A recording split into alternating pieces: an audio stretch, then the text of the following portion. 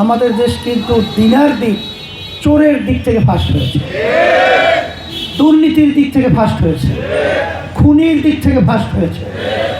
এর পরিবর্তন আমাদের কি করতে হবে? যদিও নাকি অনেকে মনে করেন আমাদের হাত পাকা প্রার্থী বলতে গেলে এখন রাজনৈতিক যে জোটবদ্ধ হয়ে চলছে একা হয়ে গেছে।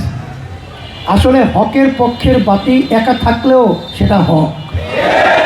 আর আল্লাহ রাব্বুল আলামিন বলছে যা আল হাক্কু ওয়া জাহাক আল বাতিল ইন্নাল বাতিলা কানা যাহুকা।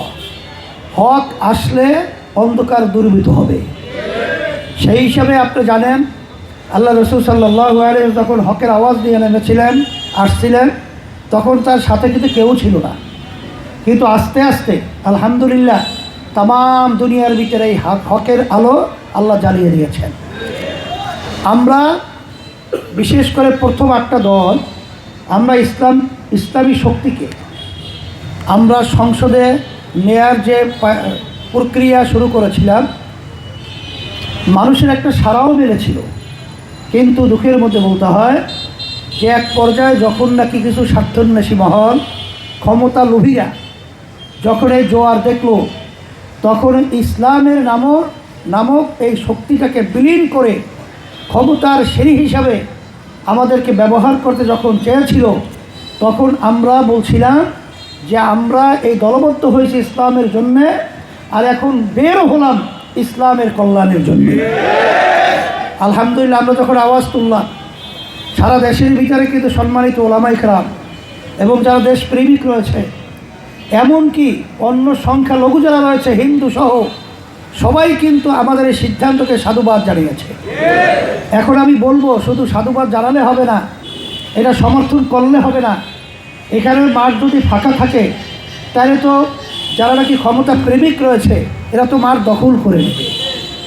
এই জন্য আমি আমার বিশেষ করে ইসলামী আন্দোলন বাংলাদেশের নেতাকর্মী, সমর্থন মুহিব্বিন, সম্মানিত ওলামায়ে কেরাম, দেশপ্রেমিক যারা রয়েছে, যারা ইসলামকে ভালোবাসে, যারা ন্যায়কে প্রতিষ্ঠিত করতে চায়, দেশকে রক্ষা করতে চায়, আমি সকলকে আহ্বান জানাবো আমরা সবাই আমার ভাইদের কাছে, মা বোনদের কাছে আমরা বুঝাবো যে আমরা দেশকে যদি সুন্দর করতে হয়, ইসলামের শক্তি উত্থান করতে হয় এবং মানবতার কল্যাণ যদি নিশ্চিত করতে হয়, তাহলে হাত পাকা প্রতীকের বিকল্প বর্তমানে আর কোনো দলের মার্কার নেই।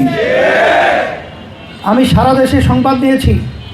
আমি সেদিনকার আসলাম ময়মনসিংহ থেকে, সেখানে আমার এক ভাই দায়িত্বশীল চায়ের দোকানে চা খাওয়ার জন্য যখন গেল, তখন একজনে বলতেছে অমুক মার্কার তো খুব প্রচারণা দেখছি, কিন্তু অমুক মার্কার প্রচারণা এত কম কেন?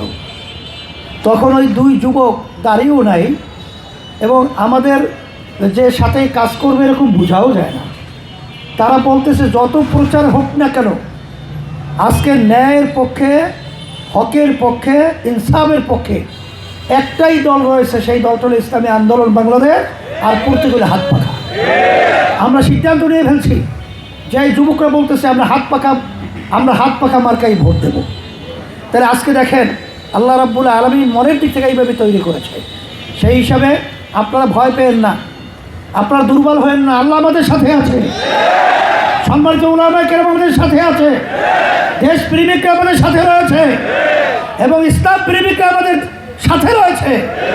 পর্দালে মা বোনরা আজকে দোয়া করতেছে যে আজকে হাত পাকা প্রতীকের বিজয়ের জন্য। এই জন্য আমি বলবো আজকে বাংলাদেশের মধ্যে একটাই ইসলামের পক্ষের বাক্স, সেটা হইল ইসলামী আন্দোলন বাংলাদেশের বাক্স হাত পাকা। খবরের কাগজ, নিখাত, নির্ভীক, নিরপেক্ষ।